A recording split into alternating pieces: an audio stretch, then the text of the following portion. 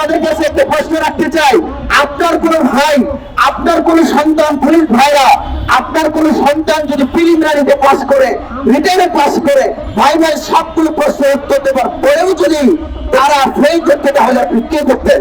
আপনাদের কাছে জানতে চাই, সহযোগিতা করবেন। কিন্তু আমাদের যৌক্তিক দাবি সরকারের কাছে পেশ করতে দয়া করে আপনারা আমাদেরকে বাধা দেবেন না।